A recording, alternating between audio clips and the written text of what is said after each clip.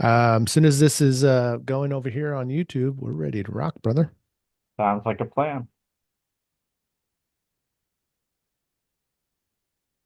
Oh man, some heavy shit tonight. Yes, indeed. There we go. Hey, what's up, everybody? Welcome to episode 284 of Book Life, pitted with Action and Manny V. And to get things started this week, shout out. I want to thank Manny. I appreciate you covering for me last week. Everybody knows about my laundry list of health issues. Well, my mom's got me beat, unfortunately. Not that it's a competition to see who's in worse health, but I was busy tending to my mom, and as we all know, family takes priority, especially when it comes to moms. Yeah, 100%. Family first all the time. So thank you again for covering for me last week. Yeah, it's kind of it's tough. You went through it with your mom before she passed. You watched her, you know, slowly but steadily deteriorate, and it's not an easy thing watching your parents get old. And you know, so you just do your best to spend time with them, make them comfortable, and enjoy every moment you have with them. Yeah, I mean, nobody expects this and nobody wants this, but there's going to be a time if your parents are still around when you're at an older adult age of, 30, 40, 50s. Next thing you know, you're becoming the caregiver. It's pretty intense and it's very difficult. And it's something, that we don't expect. So we just do our best. That's all we can do.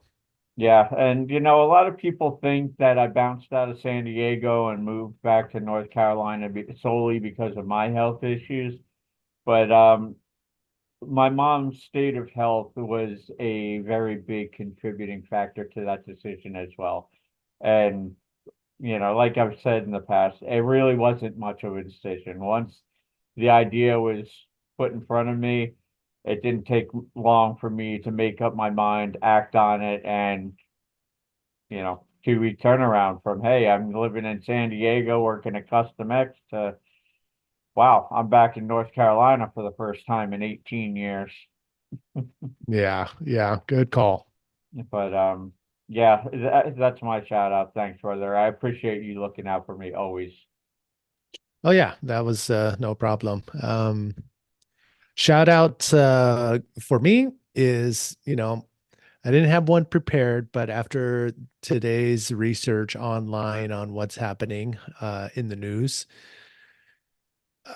all those competitors that are competing on the world tour that take the time out of their family life, leaving their daughters, uh, their sons, their wives, their fiancés, their family at home so they can go pursue a world title essentially, or at least a win on the world tour, and showing up and giving it their all, and to give it their all and to succeed, but have it all taken away by some unforeseen incident is just mind boggling. We're going to talk about that, but my shout out goes to those that actually, put everything on the line to go do something that they want to do, follow their dream. And so keep going. You're going to get hit with some crazy ass stuff, but hold your head up high and go full on. So my shout outs are going to those people following their ambitions and their dreams. Yes. And as you were just alluding to, some heavy topic matter this episode, which brings us to bodyboard news and those heavy topics. First and foremost, for anyone who's been paying attention, about a week ago, three surfers went missing in northern Baja. Two Australians, one American. One of the Australians had been residing in Ocean Beach, the American being from San Diego. And unfortunately, um, their bodies were discovered and identified by their families, and not a happy ending to this story. Bear with me, I'm working off of notes because a lot of details.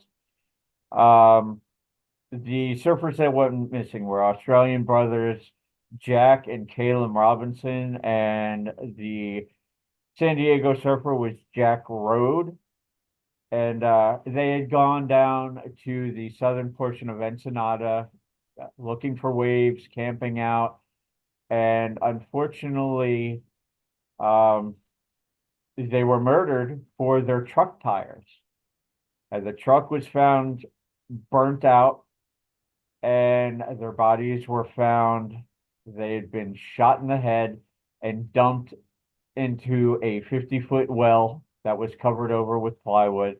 Also, an interesting piece of information. Along with their three bodies, a fourth body was found at the bottom as well underneath their bodies, which they believe was from a previous crime and that this well was being used as a dumping ground. And it's really sad news because for those of us who love traveling in northern Baja and frequent it quite often, um, it's hard to convey to people that, you know, when you go down there, there are certain precautions that need to be taken to keep yourself and those with you safe. But there's always that element of risk when you travel, and, you can't take this as, you know, a broad scale event that's going to deter you from living your life. And I'm sure that if these three gentlemen were still around, they would emphasize that. These three guys, from what I understand, what I've seen in the Surfline articles and articles from the BBC to San Diego News, these guys loved a good adventure. One of them actually going so far as to say, if you're not out there living your life, you're just taking up space. And I wanted to touch upon this. I know they're not bodyboarders, but we as bodyboarders, all of us as wave riders, we're always looking for that adventure, chasing waves, experiencing new cultures, diving into new food. It's just in our blood. And, you know, this story hits kind of close to home. You know, Before I left San Diego and relocated back to North Carolina, we were planning a birthday camping trip down to Ensenada, and thank God it wasn't us. And, some of us may be feeling guilty for having that kind of mentality, but it very easily could have been us. It just goes to show how random these acts can be. Who's to say that you and I weren't camping down in Ensenada, you know, living out of your Suburban and a couple of tents and sleeping bags for the weekend, and shit went sideways? It could happen to any of us. Yeah. Yeah, as you mentioned, this one hit pretty close to home for me because, I love Baja. I see all the good in it. I see all the magic in it and all the empty waves and delicious food and the good people um, has been the driving force for me to be having these successful 3-day Northern Baja weekender surf trips. And to hear about this for the first time via a missing person little poster flyer that was distributed on social media to land in my feed and having people ask me to share it, and then next thing you know, um, what happened has been uncovered, exactly what you mentioned. Nobody will really know for sure what really happened except for those that were involved. And they're just saying they were stealing tires. And then we don't know. That was their excuse when were questioned by the authorities. It was two men and one woman of Mexican descent, and they were also caught with a pound of methamphetamine. So again, nobody knows what happened, but if you have some super high cracked out meth heads with a gun, you run the other way. Like there's no there's no question uh what you just try to avoid being in those situations. But again, we don't know what happened, but the three deaths and even the rancher that they found in the well should not have happened. I visited that exact same camp spot, which is right on a right hand point break. It's a perfect place to camp. There's a little fishing village within walking distance of where everybody usually camps, and it's a really remote, desolate area. It's about 40 to 45 minutes drive from the main road, on a dirt road to get out to the coast. So they were out in the middle of nowhere by themselves, just three of them in one truck. And so they were in the wrong place at the wrong time, and it could have happened to any one of us. Um, Fortunately, the trips that I do is nowhere near that area, which, from what I've heard, is becoming more involved with, the cartel coming in there and doing their thing. But no one really knows if they're related to the cartel or not. It was just bad timing on everything. That should not have happened. Um, if you do decide to go into Baja, I highly suggest you go with a bilingual surf guide like myself, and try to stay away from these remote camping areas unless you're rolling two to three or more cars deep in a caravan. Um, and even then, you still have to be on your full guard and be aware and be present, of your surroundings. And yeah, I mean, the allure of Baja has always been there, and nothing, I think it's been a pretty long time since something like this has happened. But it could happen anywhere in the world. Unfortunately, it happened in our own backyard here in northern Baja. Again, very tragic. Rest in peace, our fellow surfers. But man, I know for a fact that the surfing community in northern Baja don't want. They did not. They didn't stand for this either, and they actually held a rally in Ensenada this past Sunday and paraded through the streets, all dressed in white, holding up signs that that do not condone this type of violence, especially for their fellow surfers. And they ended up having to paddle out at one of the breaks down there in San Miguel. But they're just in shock and appalled by what happened as well. Yeah, I mean, this is not a good subject, but it's our tribe, it's our family. So that one really hit home. And yeah, I know there's going to be people that are going to not go to Baja to go surf or to go eat or do tourism things. But um, for those of you that do, please just be very cautious or go with a guide, and a bilingual guide, and just be in a more populated area. And yeah, it just really sucks. Well, you started to touch upon it, and don't mind me, my video feed dropped out on me. But Okay. you started to touch on it about epic surf tours and your trips down to northern Baja. Now, I've been down there multiple times with you. I love it down there. We have good friends down there. As you've mentioned, and anybody who ever has been down there knows there's good waves, there's good food.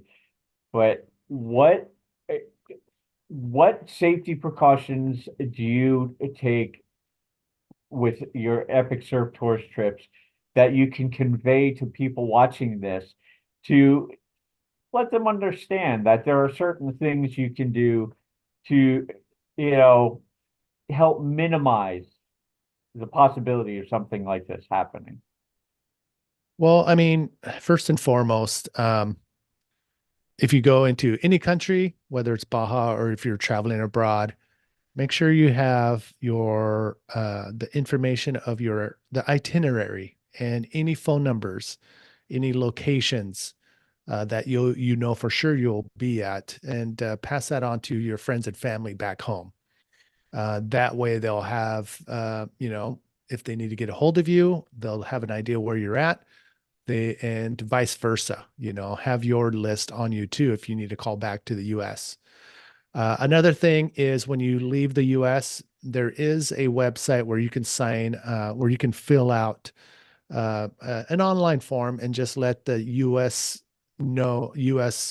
government know your whereabouts and the embassy. If anything were to go down, um, like say you had to be extracted from a country because of war or whatever would happen, the embassy would have that list of Americans in that country. So they would be able to, extricate you if needed. You're on that list. The U.S. knows you where you are. Secondly, or also, if this is specific to driving or flying into Baja, you do need a tourist card. You are going into a different country. And like most countries, you should have, most countries ask for a tourist visa. When you drive across, you can pull over to the oh gosh, aduana. They have an office just before crossing over into Mexico where you can fill out a form, a tourist visa form, and you can also do it online as well. And just put your name on their database as well. So they know you are going into their country legally. And those forms are free if you're staying for less than 7 days. Anything more than 7 days, I believe it's $30. But that $30 gets you 6 months for that travel visa card. And for the 7 days and under, it's free. So those things, along with, again, if you're going to go camping, camp somewhere where you're rolling at least 2 to 3 cars deep. Um, and just be aware of your surroundings. Let people know where you're going to be, and have a Google Maps pin and send it to everybody where uh, back home where you're going to be. And also, if you're staying in populated areas in an Airbnb or a hotel, relay that location to your loved ones back home too. My trips, yeah, we stay in populated areas.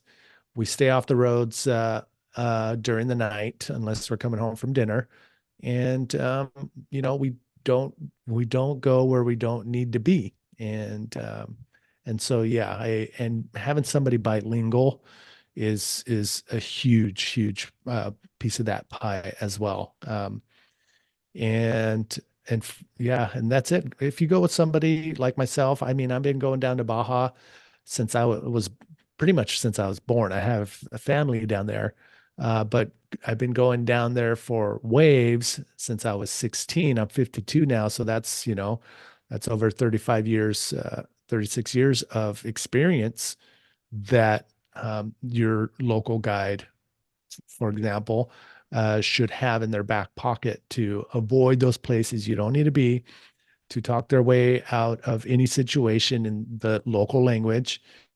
And yeah, I mean, those are the key points: location, being accessible, and making sure people know where you are, and also having the locations and knowing where to get to or how to get to the police stations near the vicinity where you are located, just in case anything were to happen, you know where to go for the police, and also how to get to the local hospitals as well is a vital. So there's a a pretty good list there, but if you would like, hit me up. I can type it up and get it over to you if you would like to have that, in your hands. But yeah, highly suggest going with a tour guide that is knowledgeable of the area and also speaks the language. But yeah, thanks for letting me, answer that question, Jackson. Thanks, Manny. I appreciate it. And as someone who's done a fair amount of traveling over the years, I know I've traveled a lot with you. You've actually been my favorite person I travel with for years and years. Um, One other thing I'd like to add, and this doesn't just apply to traveling abroad, but even domestically here within the United States. Always, always be aware of your surroundings. It doesn't matter if you're in Mexico, South America, Los Angeles, Philadelphia, doesn't fucking matter. Always be aware of your surroundings. Amen It to goes that. it goes a long way. And have enough sense to know the places you want to go and the places that you shouldn't go. Because, you know, if you go to the places that you know you shouldn't be going to, you're pretty much asking for trouble. Yeah. So, And another thing in Mexico, in Baja in particular, because it's so close to home, if you smoke weed or do mushrooms or just partake in any recreational drugs, don't do them in Mexico. I mean, that is just an easy way to, uh, it's not good. And if you do drink and get shit faced, make sure you have a wingman or wing woman next to you to make sure you don't do anything stupid. Uh, so yeah, I mean, those are two easy things to avoid is just not get super smashed. But if you do, you have a designated driver and a wing person to take care of you. But also the drugs, they have zero tolerance, and the police will, if they catch any drugs on you, pretty much count your any money you have on you, and they will probably take you to the ATM to take out more money if you don't want to go to jail. So yeah, those two things. Just don't do any drugs during your stay there, and yeah, don't do anything stupid if you're gonna get smashed. so with that somber piece of news taken care of, and trying to find some silver linings to traveling internationally looking for waves, that brings us to our next piece of news Just really, with really, really quick. I've been there the last 3 weekends. I mean, I've been there the last 2 weekends, and I'm going back again this weekend with a group. And it's, yeah, as was saying earlier, Mexico is still amazing, and it still has amazing people. It still has empty surf, and it still has delicious food. It's still there. It just has this dark cloud over it at the moment, and yeah, it's a tragedy. And but yeah, it's still there, offering the magic that it always has. So it just be very cautious and just don't roll in these desolate places on your own. That's number one. Well, Manny, you know Sorry. me. I'm always looking forward to my next trip down to Baja. And even though I'm out in North Carolina now, that hasn't been diminished any. All right, good. So, but this next piece of news really infuriated me when I heard about it because it's completely unnecessary. Um, News has come out that Costa Rican bodyboarder Yazdani Castro, after eliminating one of the local Chilean bodyboarders at the Iquique Bodyboard Pro in northern Chile, began receiving threats. And then after he was eliminated from round three, he was confronted by 10 or more locals and a bit of violence broke out that involved fighting, stone throwing, and it just got ugly.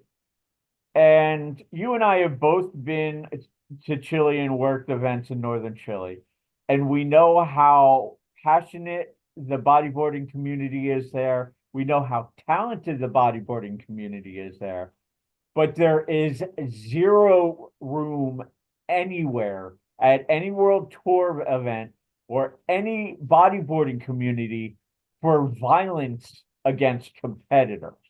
I was completely appalled by this. And unfortunately, it's not the first time it's happened. A few years back, I want to say the 2015 APB World Tour, um, a similar instance, a local rider was eliminated. Threats were made against the judges. And the next day, we had to be transported by van for quote unquote our own protection to and from the contest site. And, there's a point where passion for your sport, passion for your local riders crosses the line. And when you start making threats, and especially when physical violence is involved, things have gone too far. And not only did that bother me, but the fact that, now Yazdani is planning on leaving the world tour and that the IBC World Tour has, as of yet, failed to really, address the situation, let alone intervene and do something about it, completely unacceptable. You know, you've heard me sing the praises of the World Tour, you've heard me be critical of the World Tour.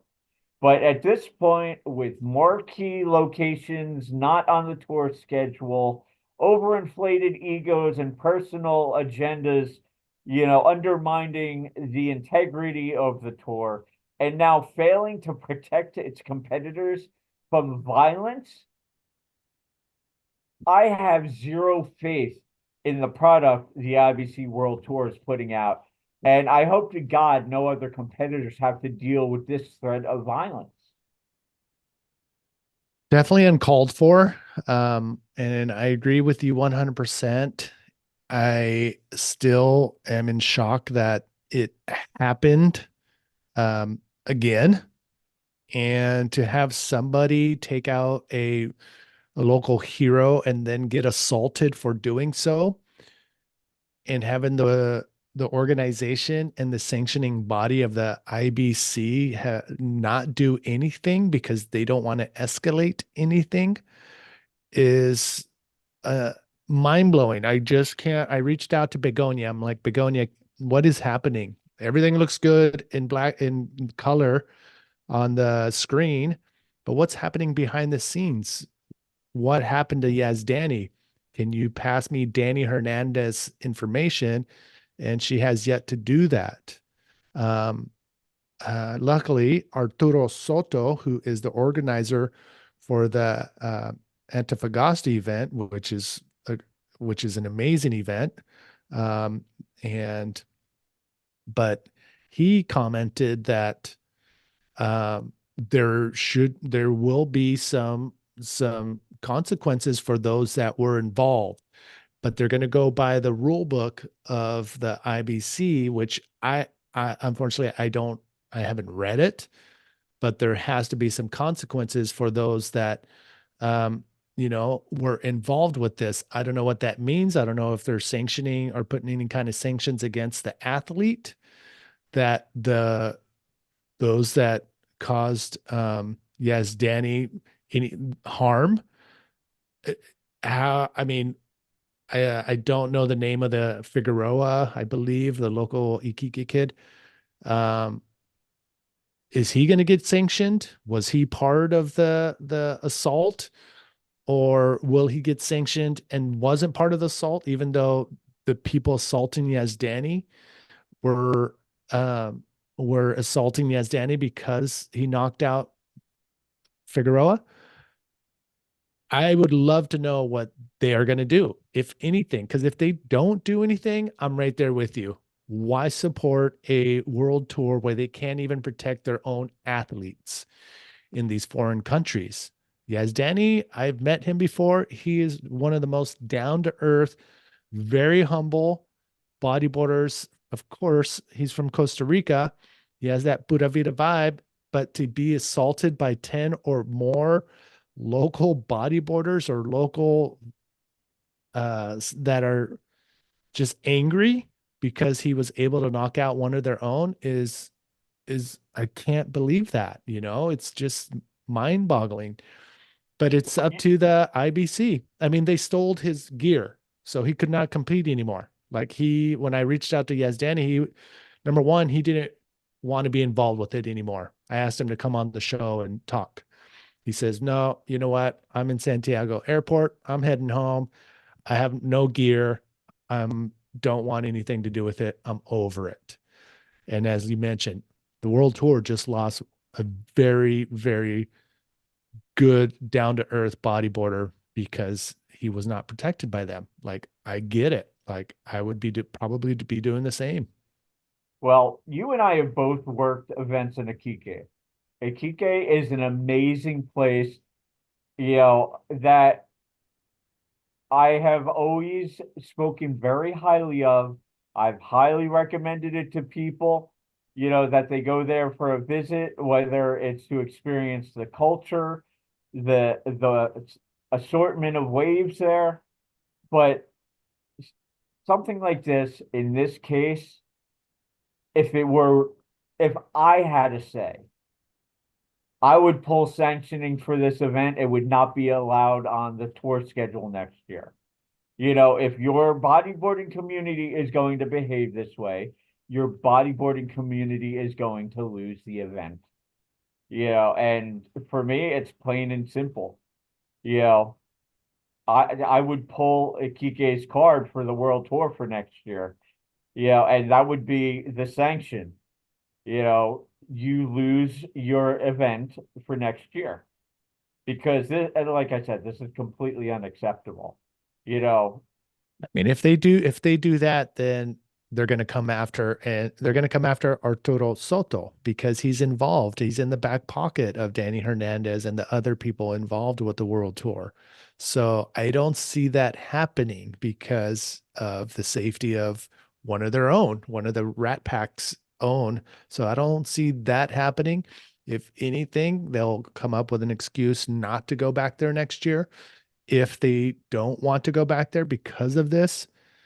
But man, this but is the just reason why I have zero faith in the IBC World Tour.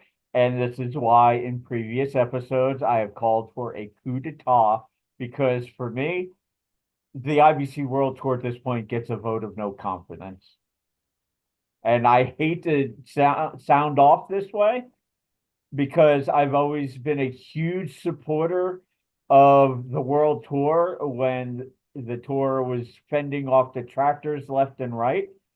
But enough is enough. You know, this is just another black eye for the World Tour and an embarrassment for our sport. yeah, I mean, I'm right there with you. And it's unfortunate, because there's a lot of riders that deserve a world tour, but they don't deserve a world tour where they're not protected in these foreign countries. Yazdani could have died. And whose blood would that be on? The IBC, of course. They weren't able to protect their own. So yeah, I'm right there with you. Something has to change. They have to let the reins go, but I'm sure there's ego involved, and those reins are probably held very tight and very close to their little pack. So if they can't take care of their one of their most humble, down to earth bodyboarders, then what next? It's it's going to happen again if nothing's done now.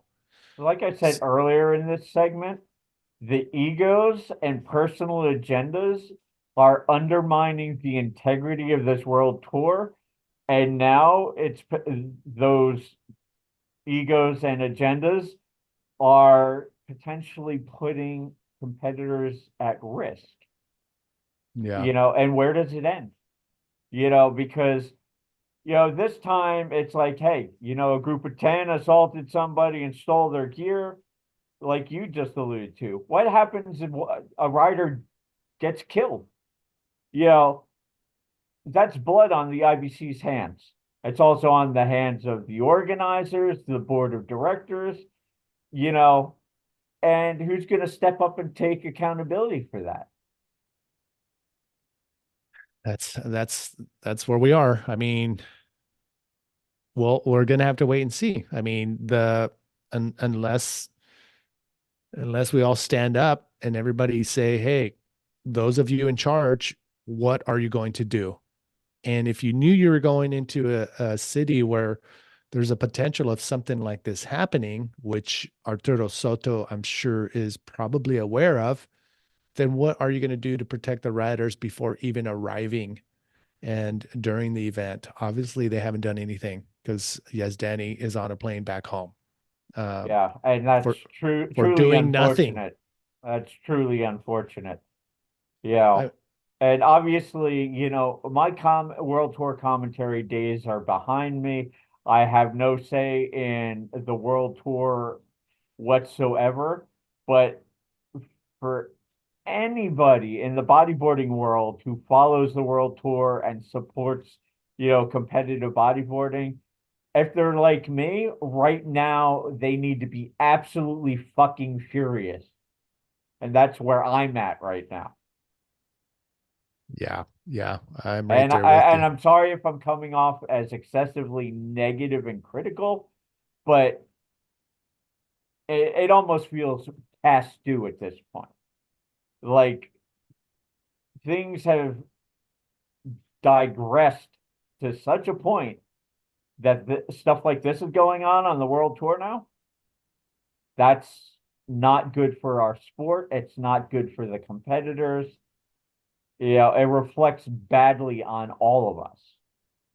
Yeah, and it's a shame. It's a shame. I mean, I don't want to point any fingers, but there's a few people in that are holding on to the reins in the IBC that should not be there. They have to they have to step down and step out. Um, they probably think no one can do the job they're doing, but as the world tour is a different animal than promoting your own event. But the protection of your athletes should be number one. And that didn't happen to Yazdani. Well, there's an old saying that goes, your ego is writing checks that your ass can't cash. And there are some major egos behind the scenes running the world tour. Yo, their ass can't cash those checks, man. And it's bad. It's bad. I mean, the Silva brothers uh, chaos in Frontone, Mike Stewart at Frontone. I mean, it's just piling on. Like, when is it going to stop? Um, like something has to change. I completely agree. And you know what? With all that said and done, that's all my bodyboard news for this week. I don't know if you have anything more positive to add or any other news tidbits, but uh, I I I couldn't go through this episode without addressing these issues. I feel they're very important. It's heavy topic matter, like I said, but it's something that needed to be discussed.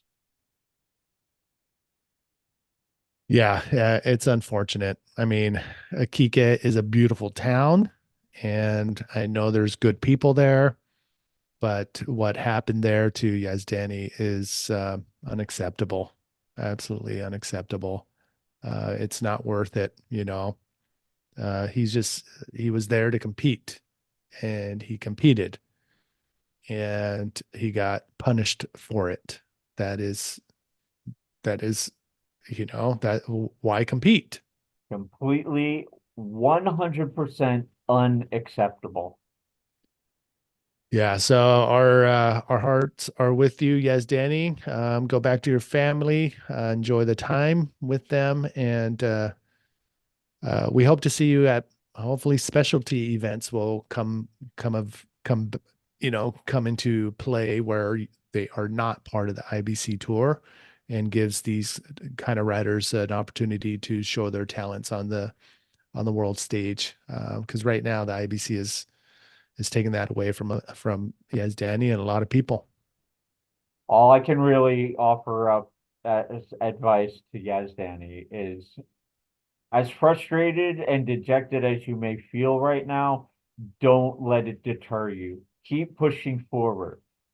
I first met you in Iquique at the World Bodyboard Championships, you know, God, we're talking 8 years ago, 9 years ago. And, you know, you're a very talented bodyboarder.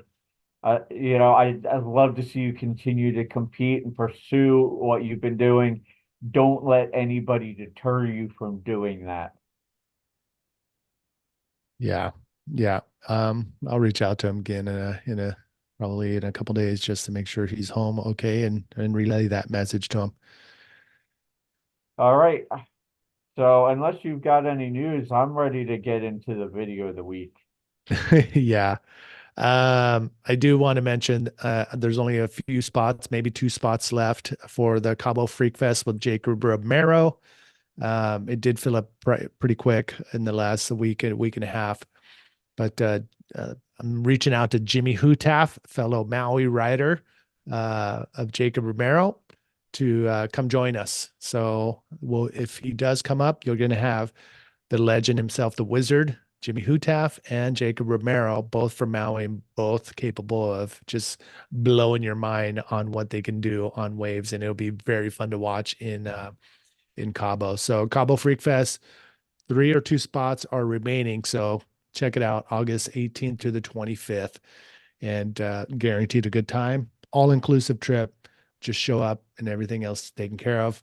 Best part about it, which people don't realize until the very end, all the photos, video, and drone footage are yours to keep. So yeah, check it out on epicsurftours.com. That's it for me for bodyboarding news. All right. So into the Book Life video of the week. This week, kind of a special video. It's a 10-hour bodyboarding and surfing loop called Surfing and Bodyboarding Heavy Aussie Slabs that was posted up a few days ago on the We Bodyboard YouTube channel. Obviously, we're not going to roll the whole 10-hour loop, but just watching the first handful of clips, the first couple of minutes, if you've got a surf shop or, a boogie lounge like Kevin Opie Broadley, or you're just looking for something to put on in the background, this is perfect. All right, let's start off. And I think I figured out how to get the tunes on. Well, that's a shame because this week's video selection is basically ocean noise. It's almost like listening to the Calm app, just breaking waves for background ambient noise. But yeah, Okay. check the footage, bro. Holy crap. Yeah. All right, let me Honest, see it. honestly, if I were a Grom, walked into the shop and saw this playing, I'd be hanging out for hours. Wow. All right, I'm trying to. Oh, there it is.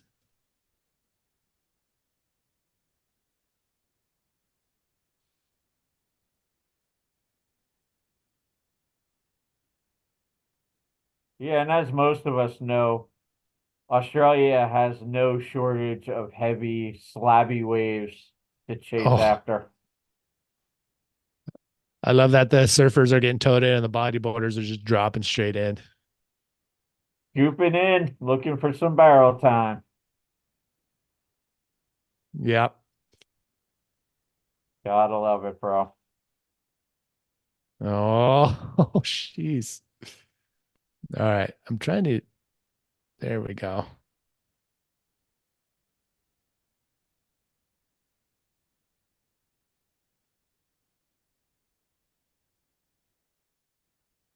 Damn. I know you would be out there on that right. I've seen you, some photos of you at this wave on the outside of, gosh, I don't know, Posto Cinco in Brazil. Yes. The one good thing about the waves that I used to ride at Postal Cinco, it's a beach break. Still heavy, but God, man, some very vivid barrel recall from riding those waves. Dude, when it's 7 o'clock in the morning and you're scoring such insane barrels that you're declaring it a walk-off and time to go get breakfast, you know you scored the goods. Exactly. 10 hours. Oh my goodness. I want So to know how long it took to export this. a lot of But work had to have gone into this bad boy to make a 10 yeah, hour loop and put the ambient sound in there. yeah, which I am trying to figure out still.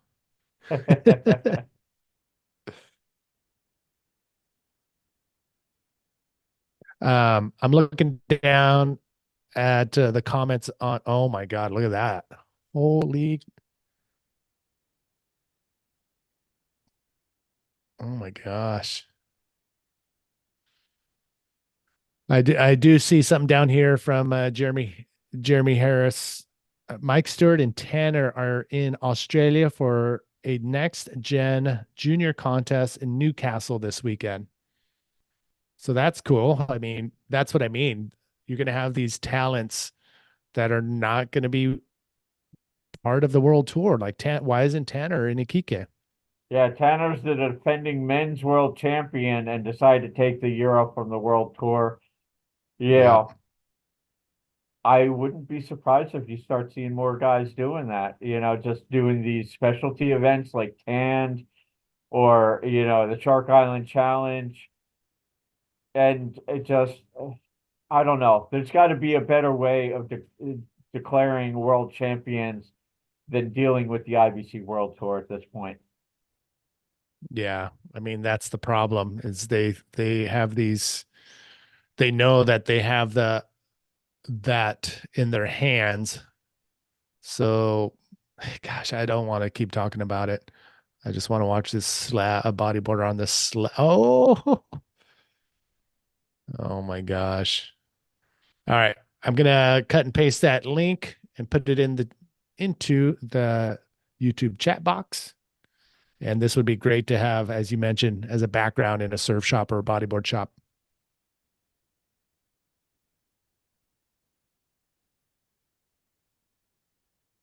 All right, Jackson. All right. So that brings us to this week's motivational quote. And I picked a quote that felt somewhat apropos for this evening's episode. It comes from author J.R.R. Tolkien, the author of The Hobbit and The Fellowship of the Rings. And J.R.R. Tolkien and The Hobbit were responsible for developing my sense of adventure and my desire to get out there in the world and travel and experience different things. The first time I read The Hobbit when I was a kid, I remember just being curled up under a blanket during a cold winter in New Jersey, hooded sweatshirt on, hood over my head, and just completely losing myself in another world. And, you know, it just got me stoked before I even knew what it was to get stoked on something, before I had even discovered bodyboarding. And it all has always felt like the perfect tie-in for me. And given tonight's heavy topic matter, I felt this was appropriate. The world is indeed full of peril, and in it there are many dark places, but still there is much that is fair. And though in all lands love is now mingled with grief, it grows perhaps the greater. So it's really up to us to find our happy places, to pursue those great memorable moments, partake in those grand adventures and even the grand misadventures of life. And don't let anybody or anything get in your way of chasing those dreams, those adventures. If there's something I've learned over the past 36 years as a bodyboarder, is if you really want something, you'll find a way to make it happen. Don't let anything or anyone deter you from that. And with that said, thank you to all of our Book Life patrons, all of our friends and family in the bodyboarding world. Thank you to J.R.R. Tolkien for all of the inspiration. And thank you, Manny, for another episode. Until next week.